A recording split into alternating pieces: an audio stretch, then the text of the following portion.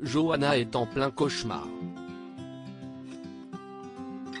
En effet, Claudine est sur le point d'acquérir une part majoritaire du cabinet d'avocats dans un si grand soleil. Mais elle est accablée par Milo Pelletier, qui lui souhaite une chute lors de son procès.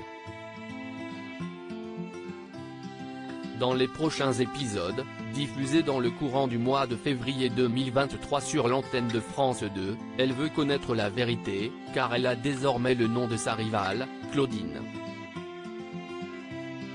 Marius dans la tourmente dans un si grand soleil. Johanna, Aurore Delplace, patiente dans sa voiture pour essayer d'attraper Marius. Pendant ce temps-là, Liane appelle la magistrate car il a entendu que les charges contre elle ont été abandonnées.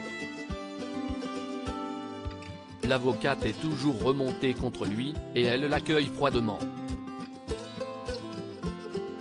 Elle ajoute qu'elle le croit coupable. Liane, Constantin Balzan, reconnaît avoir été con. Ils n'arrivent pas à tourner la page et ils veulent la revoir. Mais Johanna le recadre en refusant son invitation en prétextant avoir d'autres choses à faire. En vérité, elle a aperçu Marius sortir de son appartement. Elle part à la rencontre de l'ancien employé de Gerald, Christophe Favre. Elle se présente à lui et l'attaque violemment. Johanna lui affirme qu'il a porté de fausses accusations contre elle. Il fait semblant de ne pas être au courant. Elle sait que Claudine, Catherine Milkening, lui a conseillé de faire un faux témoignage. Mais il ne connaît pas cette femme. Elle comprend alors qu'elle a pris ses précautions pour protéger son identité. Marius souhaite passer à autre chose. Elle insiste en disant qu'elle a failli terminer en prison. Elle lui demande des explications.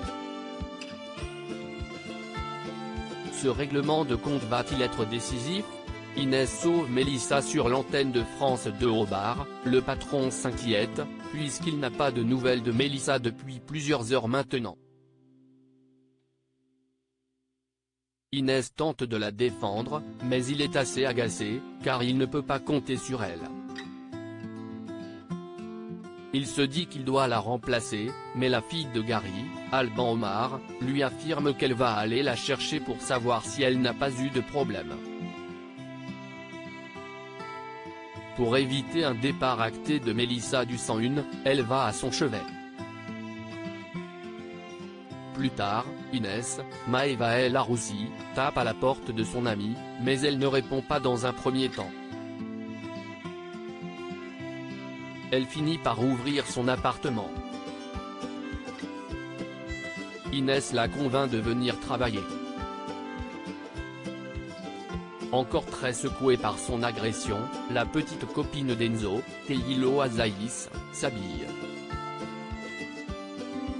Dans les jours à venir, la jeune femme va prendre son courage à deux mains et essayer de découvrir les responsables de son viol. La suite des aventures des habitants de Montpellier est à retrouver dans les prochains épisodes de la série Un si grand soleil, diffusée du lundi au vendredi sur France 2.